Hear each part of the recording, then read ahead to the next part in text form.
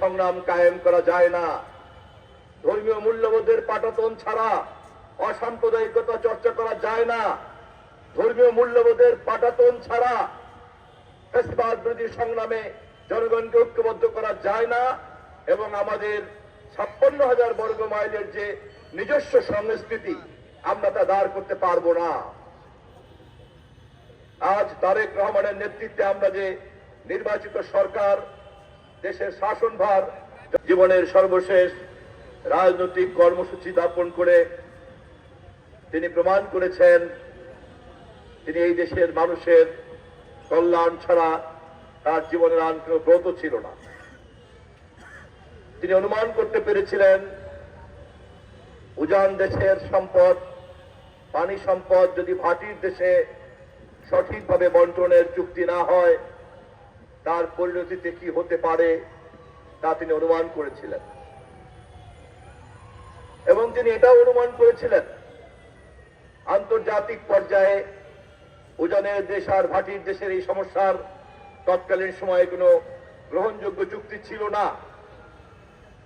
এমনকি এই মুহূর্তে তা গ্রহণযোগ্য আমাদের আন্তর্জাতিক চুক্তি থাকার পরেও তা বাস্তবায়ন কতটুকু হবে কতটুকু হবে না, আমরা এমন একটা পরিবেশের মধ্যে দাঁড়িয়ে আছি। অর্থাৎ তিনি এটাও অনুমান করেছিলেন চুক্তি থাকলেও পানি সম্পদ বন্টন নিশ্চিত হবে কি হবে না তা নির্ভর করে দুই দেশের সঠিক কূটনৈতিক সম্পর্কের উপরে।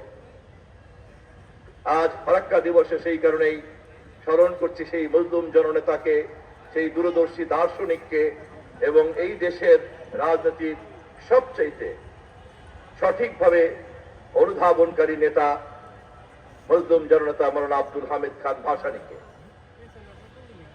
মানুষের কল্যাণকে নিয়ে তিনি যখন চিন্তা করতেন তিনি শুধুই জনসেবা এবং কল্যাণের কথা চিন্তা করতেন না, এই জনসেবা এবং কল্যাণের পিছনে মানুষকে ঐক্যবদ্ধ করার কথা চিন্তা করতেন।